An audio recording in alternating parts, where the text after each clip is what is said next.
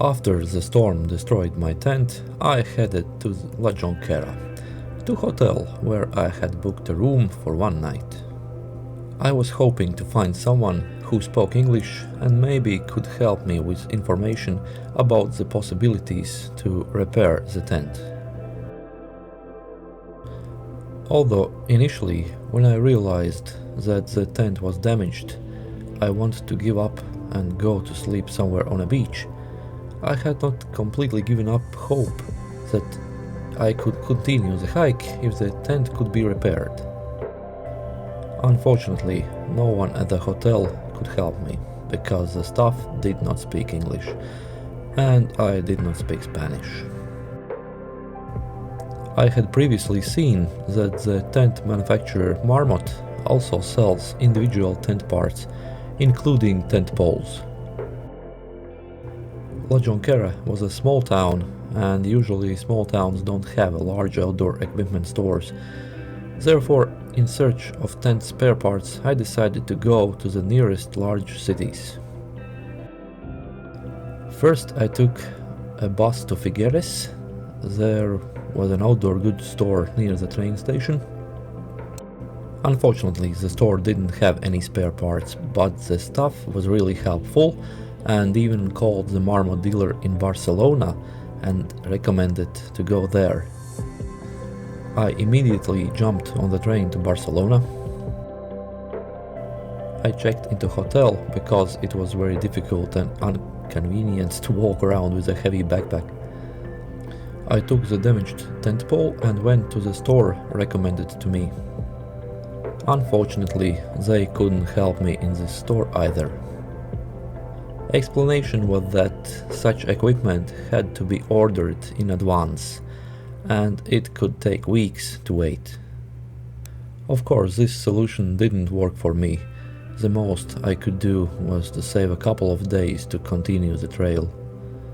I didn't think about alternative tents at that time, because taking into account the specific needs, stormproofness and lightweight, they would either be very expensive, like the good ones, Hilleberg Niak or Durston DCF, or some cheap Chinese alternatives that would be completely useless due to their unstable construction and poor quality built materials. Because, as the storm of the previous night proved, hiking in the mountains with an ultralight tent is a big matter of luck, and unfortunately I can't always rely on luck. The weight of the tent is of course a very important factor, because a heavier tent increases the total weight of the backpack, but if the tent cannot withstand the mountain weather conditions, then what is the point of starting such a hike at all? The hikers I met along the way also indicated that this was the first time they had encountered such weather conditions along the entire route. Apparently because most of those who have walked the GR11 trail have done the trail in the summer. Bad weather is rare in the summer. The nights are warm, you don't need warm heavy equipment. Unfortunately, the weather changes rapidly towards autumn.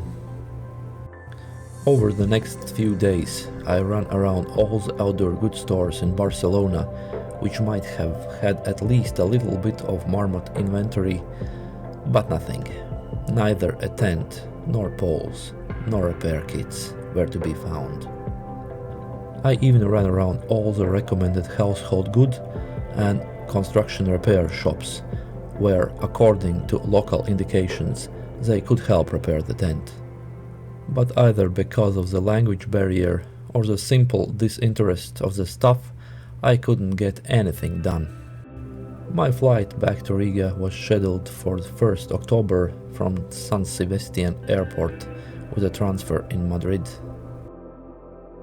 The hotel for the night before the flight in Hondarribia near the airport had also been already paid, but at that time it was only August 26th.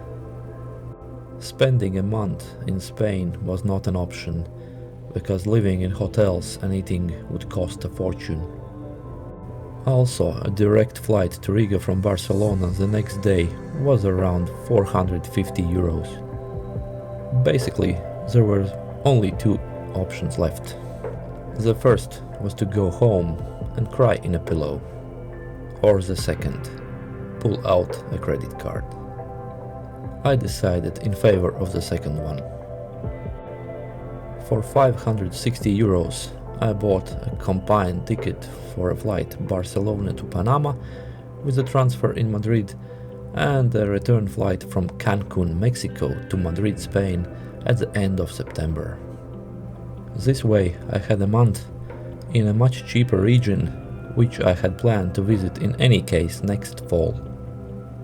I managed to buy such a cheap ticket at the last minute because the ticket only allowed a small hand luggage or item. I fully insured my large backpack and sent it to Latvia by Correros mail. I sent some of my belongings to a hotel in Hondarribia because my return to Latvia was planned for October, when things like a down jacket, fleece jacket, hat and gloves would definitely be invaluable.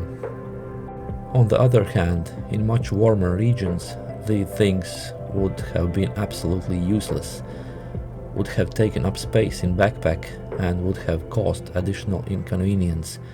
In addition, I would have to buy at least a standard hand luggage for the flight, which would have made the last-minute flight significantly more expensive. The goal was to be as mobile as possible. On the way back, I also visited the planned destination of the GR11, the Cabo de Higuer lighthouse on the Atlantic Ocean. That day, the ocean was particularly rough. On the other hand, the month in Central America had calmed me down. I had realized that even a negative experience is experience, and any experience is a resource to use in the future. I enjoyed the last evening of my vacation and the next morning in the beautiful Hondarribia, reflecting on what had happened and sorting out my thoughts. All that was left was to get on the plane. Do I regret my choice to stop the hike? Well, I did not experience crossing a flooded mountain river in Catalonia, but I saw a giant ship crossing the Panama Canal. I did not encounter marmots near Andorra, but I encountered crocodiles in Costa Rica. I did not feel the cool autumn breath of the Pyrenees, but I felt the breath of volcanoes in Nicaragua. I did not look in the blue eyes of the Pyrenean mountain lakes, but I looked into the craters of volcanoes in El Salvador. I did not avoid ticks in the forests of Navarre, but large colorful spiders in Honduras. I did not see Spanish mountain huts in Aragon, but I saw huge Mayan pyramids in Mexico. I was not bitten by Pyrenean bears, but was bitten by a large tarpon in Belize.